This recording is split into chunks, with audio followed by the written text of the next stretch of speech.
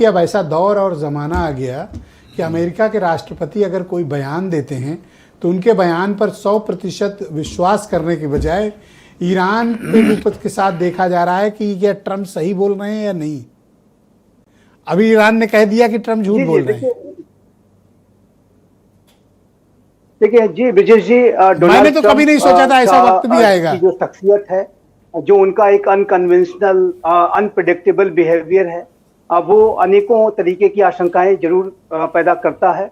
और ये जो उनका जो ट्वीट आया है उसके ऊपर भी जिस तरीके से आपने स्वयं बताया कि इसकी एक प्रतिक्रिया भी ईरान की तरफ से आ गई है कि कोई ऐसी बातचीत नहीं चल रही है। फिर ऐसी भी रिपोर्ट्स आ रही है कि अन्य राष्ट्रों के माध्यम से ये वार्ता चल रही है। मैं इस पे ये अवश्य कहना चाहूंगा कि डोनाल्ड ट्रंप की शख्सियत तो अलग है ही, इसमें कोई दो राय नहीं है।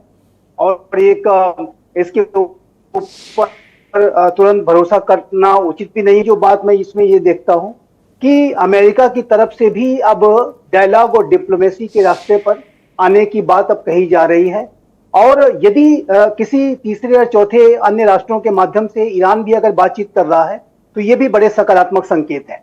और मैं स्पष्ट रूप से ये मानता हूं, और जैसा कि भारत के प्रधानमंत्री श्री नरेंद्र मोदी ने भी आज अपने वक्तव्य में संसद में जो स्टेटमेंट दिया उसमें ये कहा कि डायलॉग, डिप्लोमेसी और डी एस्केलेशन ही सबसे अच्छा मार्ग है। और इस तरीके के अटैक्स, काउंटर अटैक्स करके एक दूसरे को क्षति पहुंचा करके लॉन्ग ड्रॉन जो कॉन्फ्लिक्ट को करके किसी का इसमें भला नहीं होने वाला।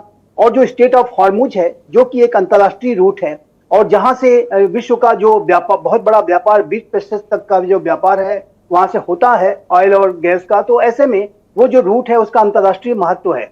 और ये कॉन्फ्लिक्ट अगर लंबा छिड़ता है तो इससे पूरे विश्व की अर्थव्यवस्था प्रभावित होगी। आज तो प्राइम मिनिस्टर ने कह दिया ना कि ये लंबा खींचेगा, हमें उसके लिए तैयार रहना चाहिए। और ये लंबा खींचेगा, लेकिन ब्रिजेश जी, मैं इस बात को कहना चाहता हूं कि ये अवश्य है कि ये लंबा खींचने की इसकी प्रबल संभावना है, क्योंकि जो घटना हुई 28 फरवरी को, ये कोई साधारण घटना नहीं थी। इतिहास के पन्नों में हमेशा के लिए दर्ज हो जाने वाली जो कुछ घटनाएं होती हैं उनमें से एक थी।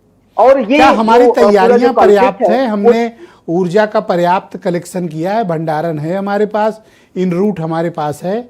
हमने कुछ ऐसे समझौते किए, उन समझौतों को आज तक सार्वजनिक क्यों नहीं किया गया, ताकि देश के लोगों को तसल्ली हो कि भाई समझौता हो गया है, शिपिंग में आ रहा है। एक क्लैरिटी देश के सामने होनी चाहिए।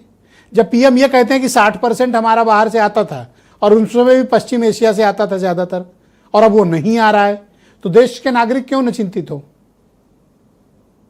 नहीं, चिंता बड़ी स्वाभाविक है, लेकिन इसमें भी कोई दो राय नहीं है कि एनर्जी इंपोर्ट्स को लेकर के हमारी डाइवर्सिफिकेशन की पॉलिसी रही है।